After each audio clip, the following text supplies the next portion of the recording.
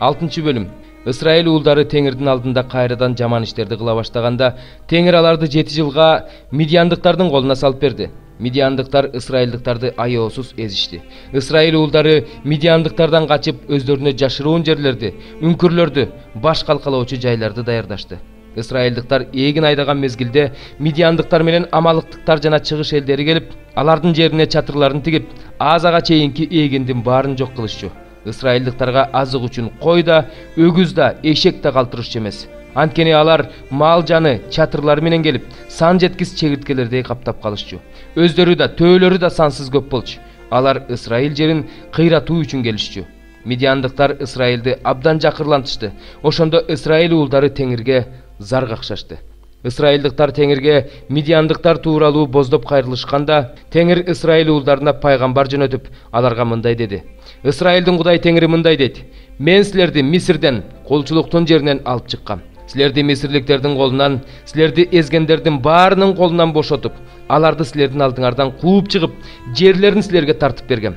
Мен силердин Кудай Теңириңермин, өзүңөр жашаган жердеги аморлуктардын кудайларына табынбагыла деп айткам, бирок силер менин үнүмдү укпай койгонсуңар. Теңирдин периштеси келип, Абиезердин тукуму Жаашка таандык болгон Опрадагы эмендин түбүнө отурду. Ошол учурда анын уулу Гидон буудайды Мидияндыктардын көзүнө көрсөтпөш үчүн жүзүм сыгылуучу жайда жанчып жаткан. Ошондо ага Теңирдин периштеси келип, эр жүрөк эркек, Теңир сени менен деди. Ага Гидон: Төрөм, эгерде Теңир биз менен болсо, анда эмне үчүн ушунун баары башыбызга түштү? Мисирден бизди Теңир алып чыккан деп ата-бабаларыбыз айткан, анын кереметтери кайда? Теңир бизди таштап салды, ал бизди Мидияндыктардын колуна салып берди деди. Теңир аны карап туруп: Ушул күч-кубатың менен бар да, Ысрайылды Мидияндыктардын колунан куткар. Сени мен жөнөтүп жатам деди. Гидон ага: Теңирим, Ысрайылды мен кантип куткарам? Менин үй бүлөм Менаше уруусундагы эң жарды үй бүлө. Үй бүлөдө мен эң кичүүсүмүн деди. Теңир ага: Мен сени менен болом. Мидияндыктарды сен бир кишини кыйраткандай кыйратасың деди. Ага Гидон мындай деди. Эгерде мен сенин алдыңда ырайым тапкан болсом, анда мага сен сүйлөп жатканыңды ырастаган жышаан бер. Мен барып тартуумду алып келип, сенин алдыңа коймоюнча бул жерден кетпе. Ал: Сен барып келгенче мен ушул жерде болом деди. Гидон барып, улак союп, бир эйфа ундан ачыткысынан бышырды. Этти себетке салып, сорпону карапага куюп, эмендин түбүнө алып келип ага тартуу кылды. Ошондо Теңирдин периштеси ага: Эт менен ачыткысынан алып, бул таштын үстүнө кой да, сорпону төк деди. Ал ошондой кылды. Теңирдин периштеси колундагы таягынын учун эт менен ачыткысынанга тийгизди. Таштан от чыгып, эт менен нанды жалмап кетти. Ошондон кийин Теңирдин периштеси көздөн кайын болду. Гидон аны Теңирдин периштеси экенин көрүп: Ой кедер Теңирим, мага кайгы, анткени мен Теңирдин периштесин бетме-бет көрдүм деди. Теңир ага: Сага тынчтык болсун, коркпо, сен өлбөйсүң деди. Гидон ал жерге Теңирге арнап курмандык чалынуучу жай куруп, аны Жахаба Шалом деп атады. Ал ушул күнгө чейин Абиезердин опрасында турат. Ошол түнү Теңир ага: Атаңдын бүт өгүзүн, 3 асыйдагы бир өгүзүн алып кел да, атаңдын Баалга курмандык чалуучу жайын талкала. Анын жанындагы Ашейра дарагын кыйып сал. Анан Теңириңе, өз Кудайыңа, ушул асканын чокусуна даярдалган жерге курмандык чалынуучу жай кур да, экинчи өгүздү алып, өзүң кыя турган Ашейра дарагынан алынган отундун үстүнө коюп, бүтүндөй өртөлүүчү курмандыкка чал деди. Гидон оң кулун алды да Теңирдин айтканындай кылды. Бирок атасынын үйүндөгүлөрүнөн жана шаар тургундарынан коркондуктан муну күндүз эмес, түн ичинде кылды. Эртең менен турган шаар тургундары Баалга курмандык чалуучу жай талкаланганын, анын жанындагы Ашейра дарагы кыйылганын, жаңы курулган курмандык чалынуучу жайда экинчи өгүздүн бүтүндөй өртөлүүчү курмандыкка чалынганын көрүп, бири-бирине муну ким кылды дешти. Издешти, сураштырышты. Кимдир бирөөлөр муну Жааштын уулу Гидон кылды дешти. Анан шаар тургундары Жаашка: Уулуңду алып чык, Баалга курмандык чалуучу жайды талкалап, жанындагы Ашейра дарагын кыйгандыгы үчүн ал өлүшү керек дешти. Ошондо Жааш келгендердин баардыгына: Баалга болуша турган аны коргой турган силерби? Ким аны жактаса, ушул эле таңда өлүмгө дуушар болот. Эгерде ал Кудай болсо, өзүн өзү коргосун. Ким анын курмандык чалынуучу жайын бузса, аны өзү жазаласын деди. Баалга курмандык чалуучу жайды бузгандык үчүн аны менен Баал өзү эсептешсин деп ошол күнү Гидонго Жеруб Баал деген ат койду. Ошол арада Мидияндыктар менен амалыктыктар жана чыгыш элдери чогулуп дарыядан өтүп Израиль өрөөнүнө стандары менен жайланышышты. Гидонду болсо Теңирдин руху курчады. Ал мүйүз тартып Абиезердин тукумун чакырды. Алар анын артынан жүрүүгө даяр болду. Ал Менаше уруусуна элчилерди жөнөттү. Алар да анын артынан жүрүүгө даяр болушту. Ошондой эле Ашырга, Забулунга, Напталыга элчилерди жиберди. Алар да анын артынан жүрүүгө даяр болушту. Ошондо Гидон Кудайга: "Эгерде сен өзүң айткандай, мен аркылуу Исраилди куткара турган болсоң, анда мен мына ул кырманга кыркылган жүндү төшөйм. Эгерде ушул жүнгө шүүдүрүм түшүп, калган жер кургак калса, анда өзүң айткандай, сен мен аркылуу Исраилди куткарасың деп билем" деди. Так ошондой болду. Эртеси эртең менен эрте туруп, ал жүндү сыгып, бир чөйчөк толтура суу алды. Ошондо Гидон Кудайга: "Эгерде мен дагы бир сөз айтсам, мага каарданба. Жүн менен кылган сыноону дагы бир кайталайын. Жүндүн өзү кургак калсын да, жерге шүүдүрүм түшсүн" деди. Кудай ошол түнү так ошондой кылды. Жүн гана кургак калып, жерге шүүдүрүм түштү. 10-бөлүм. Кейсарияда италиялык аскер тобу деп аталган аскер тобунун Корнелий деген жүз башчысы бар эле. Ал бүт үй бүлөсү менен Кудайдан коркуп жашаган, элге көп жакшылык кылган, дайыма Кудайга сыйынган такыба адам эле. Бир күнү күндүзгү 9-саат чамасында ал көрүнүш көрдү. Көрүнүштө ага Кудайдын бир периштеси ачык көрүндү. Ал периште анын үйүнө кирип ага мындай деди: "Корнелий." Ал болсо аны көргөндө коркуп кетип: "Эмне дейсиң, Теңирим?" деди. Периште ага: "Кудай сенин сыйынууларыңды жана жакырларга кылган жакшылыктарыңды эсине алды. Жапага кишилерди жиберип, Петр деген да ысым коюлган Шимонду чакырт. Ал деңиздин жээгинде жашаган Шимон деген булгаарычыныкында конокто. Ал сага өзүңдү жана бүт үй бүлөңдү куткара турган сөздөрдү айтып берет" деди. Периште алыстап кеткенден кийин Корнелий өзүнүн кызматчыларынын арасынан 2 кызматчыны жана өзүнүн жанында жүргөн бир такыба аскерди чакырып, аларга баарын айтып берди да аларды Жапага жиберди. Эртеси күнү алар жол жүрүп отуруп, шаарга жакындап калышканда 6-саат чамасында Петр сыйыныш үчүн үйдүн үстүнө чыкты. Ошондо ал ачка болуп тамак жегиси келди. Тамак даярдалып жаткан убакта ал көрүнүш көрдү. Ошол учурда ал ачылган асманды жана өзүн көздөй түшүп келе жаткан бир идишти көрдү. Ал 4 бурчу байланган дасторкон сыяктуу эле. Анын ичинде жер үстүндөгү 4 аяктуу ар түрлүү жаныбарлар, сойлоп жүрүүчүлөр, канаттуу куштар бар эле. Ошол жерден ага мындай сөз айтылды: "Петр, ордуңан туруп, буларды союп же." Бирок Петр мындай деди: "Жок Теңир, мен эч качан арам же таза эмес нерсе жеген эмесмин." Ошондо ага экинчи жолу мындай үн угулду: "Кудай тазалаган нерсени сен таза эмес деп эсептебе." Бул 3 жолу болду. Ошондон кийин идиш кайрадан асманга көтөрүлүп кетти. Петр көргөн көрүнүшүн эмнени билдирерин түшүнө албай турганда, Корнелий жиберген адамдар Шимондун үйүн сурап дарбаза алдына токтошту. Алар: "Петр дегенде ысым коюлган Шимон ушул жерде коноктобу?" деп кыйкырып сурашты. Ошол убакта Петр көрүнүш жөнүндө ойлонуп жатканда рух ага мындай деди: "Сени 3 киши издеп жүрөт. Тур, төмөн түшүп эч сектенбестен алар менен жөнө, анткени аларды мен жибердим." Ошондо Петр үйдүн үстүнөн түшүп, Корнелий жиберген адамдардын жанына келип: "Силер издеген адам менмин. Кандай иш менен келдиңер?" деп сурады. Алар болсо мындай деп жооп беришти: "Бүт жүйүт эли тарабынан жакшы күбөлөндүрүүгө ээ болгон, жакшылыкты көп кылган жана Кудайдан корккон жүз башы Корнелий бир ыйык периштеден Петрди үйүңө чакырып, анын сөздөрүн ук" деген буйрук алды. Ошондо Петр аларды үйгө киргизип коноктоду. Эртеси эртең менен туруп, алар менен жолго чыкты. Жападагы бир туугандардын кээ бирөөлөрү да алар менен бирге жөнөштү. Бир күндөн кийин алар Кейсарияга келишти. Корнелий болсо өзүнүн туугандарын, жакын досторун чакыртып алып, аларды күтүп жаткан эле. Петр үйгө киргенде Корнелий аны кабыл алды да анын бутуна жыгылып ага таазим кылды. Петр болсо: "Тур, мен сага окшогон эле адаммын" деп аны тургузду. Анан аны менен сүйлөшүп бөлмөгө кирди. Бөлмөдө көп адам чогулганын көрүп, аларга мындай деди: "Башка улуттун адамы менен мамилелешүү же аныкына баруу жүйүттөргө тыюу салынганын билесиңер.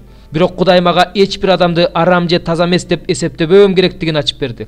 Ошондуктан мен силердин чакырыгыңарга каршы болбостон келдим. Эми силерден сурайын, мени эмне себептен чакырттыңар эле?" Ошондо Корнелий мындай деп жооп берди: "Мындан 4 күн мурун ушул убакытта орозо кармап, 9-саатта өзүмдүн үйүмдө сыйынып отургам. Ошол маалда жаркыраган кийим кийген бир адам бет алдыма келип турду да: 'Корнелий, Кудай сенин сыйынууңду укту, жакырларга кылган жакшылыктарыңды эсине алды. Жапага киши жиберип, Петр дегенде ысым коюлган Шимонду чакырт. Ал деңиз жээгинде жашаган булгаарычы Шимондун үйүндө конокто" деди. "Ошол эле замат мен сага кишилерди жибердим. Сенин келгениң жакшы болду. Азыр биз баардыгыбыз Кудай сага эмнени буйруса, ошонун баардыгын угуу үчүн Кудайдын алдында турабыз." Ошондо Петр сөзүн мындай деп баштады: Кудайда бет карамалык жок экенине, ар бир элден Кудайдан корккон жана адилеттик боюнча иш кылган адам ага жагаарына чыны менен ынанып турам. Ал Исраил элине Иса Машаяк аркылуу тынчтык жөнүндө жар салып, жакшы кабар жиберди. Ал бардык элдердин теңири.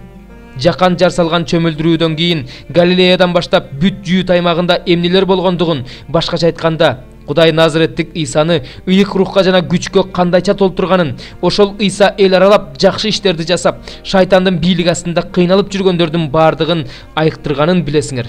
Анткени Кудай аны менен болчу. Анын Жүйүт жеринде жана Иерусалимде кылган бардык иштерине, аны акырында айкаш-чыгашка кадап өлтүрүшкөнүнө биз күбөбүз.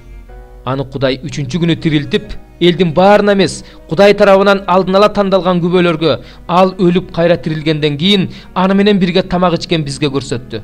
Тирүүлөрдү жана өлгөндөрдү соттой турган, өзү тарабынан дайындалган сот ошол экенин жарыялоону жана күбөлөндүрүүнү Кудай бизге буйруду. Ага ишенген ар бир адамдын күнөөлөрү ал аркылуу кечирилет деп бардык пайгамбарлар ал жөнүндө күбөлөндүрүп келишкен. Петр ушул сөздөрдү айтып жатканда, сөздү угуп отургандардын бардыгынын үстүнө ыйык рух түштү. Ошондо Петр менен келген Исага ишенген жүйүттөр ыйык рухтун бутпарастардын үстүнө да төгүлгөнүнө абдан таң калышты. Анткени алардын ар кандай тилдерде сүйлөп Кудайды даңктап жатышканын угушту. Ошондо Петр мындай деди: Биз сыяктуу эле бул адамдар да ыйык рухту алышты. Демек алардын сууга чөмүлдүрүлүүсүнө ким тыюу сала алат? Анан Петр аларга Иса Машаяктын ысымынын урматына сууга чөмүлдүрүлүүгө буйрук берди. Ошондон кийин алар Петрден дагы бир нече күн калуусун өтүнүштү. 19 бөлүм. Теңир мындай деди: Бар, карапачыдан чопо кумра сатып ал. Өзүң менен кошо эл аксакалдарын жана ыйык кызмат кылуучулардын башчыларын ал. Анан Харсит дарбазасынын алдындагы Ином уулдарынын өрөөнүнө чык. Ошол жерде мен сага айта турган сөздөрдү жарыя кыл. Ошондо мындай де: Жүйүт падышалары жана Иерусалим тургундары, Теңирдин сөзүнө кулак салгыла. Исраилдин Кудайы Себайот Теңир мындай дейт: Мына бул жерге мен кайгы каптатам. Ал тууралуу уккан адамдын кулагы тунат. Анткени алар мени таштап кетишти. Бул жерди мага жат жер кылышты. Бул жерде өздөрү да, ата-бабалары да, Жүйүт падышалары да билбеген башка кудайларга жыпар-жыттуу зат түтөтүштү. Бул жерди айыпсыз канга толтурушту. Баалга бутканаларды курушту. Өз уулдарын Баалга арнап, бүтүндөй өрттөлүүчү курмандыкка өрттөштү. Мен аны буйрук кылган эмесмин, айткан эмесмин. Ал менин оюма да келген эмес. Ошон үчүн мына күндөр келе жатат дейт Теңир. Ошол күндөрдөн кийин бул жер Топет же Ином уулдарынын өрөөнү эмес, өлтүрүү өрөөнү деп аталып калат. Бул жерде Жүйүттүн да, Иерусалимдин да кеңешин жок кылам. Аларды өз душмандарынын көз алдында кылыч менен, аларды өлтүргүсү келгендердин колу менен өлтүрөм. Алардын өлүктөрүн асман канаттууларына жана жердеги жырткычтарга азык кылам. Бул шаарды көргөн элдин үрөйүн учургудай кылам, күлкүгө айлантам. Бул шаар аркылуу өткөн ар бир адам таң калат, анын бардык жараатын көрүп ышкырат. Аларга өз уулдарынын жана өз кыздарынын этин жедирем. Аларды өлтүргүсү келген душмандары кысымга алганда, курчоодо эзүүдө жатып, ар кимиси өз жакынынын этин жейт. Анан сени менен келген кишилердин көз алдында кумураны талкала.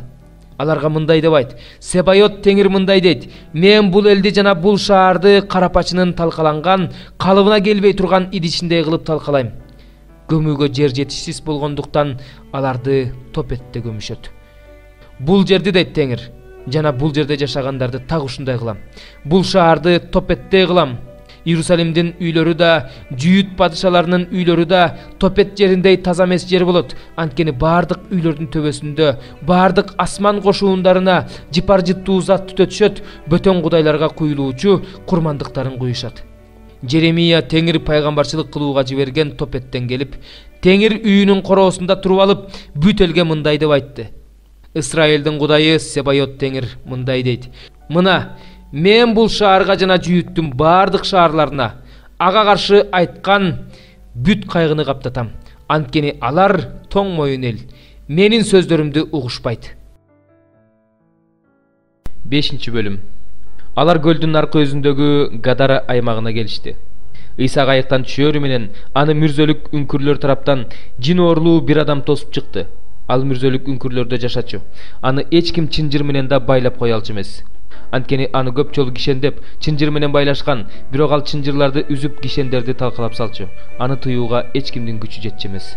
Ал дайыма күндүр түндүр тоолордо, үңкүрлөрдө кыйкырып жүрчү, өзүн өзү таш менен ургулачу.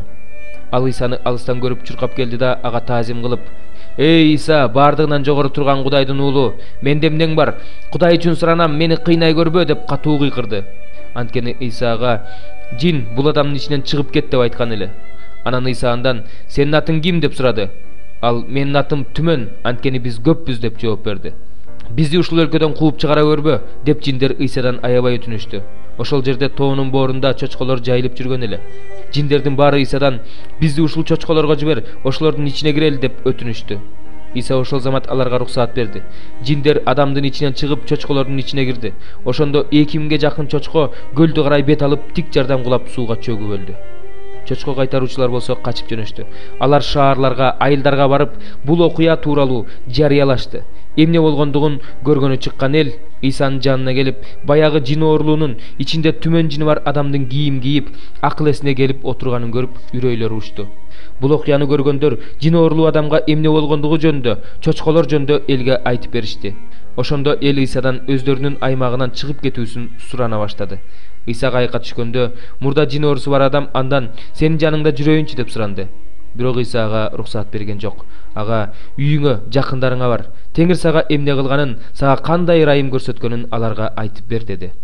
Ошондо ал барып, Исанын эмне кылганын Декапол дубанында жарыялай баштады. Бардыгы таң калып жатышты. Иса кайрадан берки өзгө сүзүп келгенде, анын жанына көп эл чогулуп калды. Ал көлдүн жээгинде турганда, синагога башчыларынын бири Жайыр деген киши келди. Ал Исаны көргөндө анын бутуна жыгылып: "Кызым өлүм алдында жатат. Барып ага колуңду тийгиз, ал оорусунан айыгып тирүү калсын" деп жалынып жалбарды. Иса аны менен жөнөдү. Анын артынан ээрчип алган көп эл анын туш тарабынан кысып бара жатты. Элдин арасында 12 жылдан бери кан агуудан азап чегип жүргөн бир аял бар эле. Ал көп дарыгерлерге көрүнүп, колунда болгонун бүт түгөткөн, бирок оорусунан айыкпай абалы начарлай берген. Иса жөнүндө уккан бул аял көпчүлүктү аралап өтүп, анын артынан келип кийимине колун тийгизди. Анткени ал анын кийимине колумду тийгизсем эле айыгам деген эле. Ошол замат анын кан агуусу токтоду. Аял өзүнүн оорудан айыкканын сезди. Ошол эле учурда Иса өзүнөн күч чыкканын сезип: "Менин кийимиме ким колун тийгизди?" деп элге кайрылды. Шакирттер ага: "Топ эл сени кысып турганын көрүп турасың да, анан мага ким колун тийгизди дейсиң" дешти. Бирок Иса муну ким кылганын көрүш үчүн тегерегин карады. Өзүнүн айыкканын билген ал аял коркконунан калтырап, Исанын алдына келип жыгылды да ага болгон чындыкты айтып берди. Ошондо Иса ага: "Кызым, сени ишенимиң куткарды. Тынчтык менен бара бер, ооруңдан айык" деди. Иса ушуну айтып жатканда, синагога башчысынын үйүнөн адамдар келишип: "Кызың өлүп калды, эми устатты убара кылбай эле кой" дешти. Иса бул сөздөрдү укканда, ошол замат синагога башчысына: "Коркпо, бирок ишен" деди. Иса Петрди, Жакыпты жана анын бир тууганы Жаканды гана ээрчитип алып, синагога башчысынын үйүнө барды. Ал жерден ал ызы чуу чүп, буркурап боздоп ыйлап жаткандарды көрдү. Ичкери кирип аларга: "Эмнеге ызы чуу чүп ыйлап жатасыңар? Кыз өлбөй эле уктап жатат" деди. Алар болсо Исаны шылдыңдап күлүштү. Иса баарын тышка чыгарып жиберди да кыздын ата-энесин жана өзү менен келгендерди ээрчитип, кыз жаткан бөлмөгө кирди. Иса кызды колунан алып ага: "Талита куми" деди. Бул сөз: "Кыз, сага айтып жатам, тур" деп которулат. Кыз ошол замат ордунан туруп баса баштады. Ал 12 жашта эле. Муну көргөндөр аябай таң калышты. Муну эч ким билбесин деп Иса аларга катуу эскертти да кызга тамак берүүнү буйруду.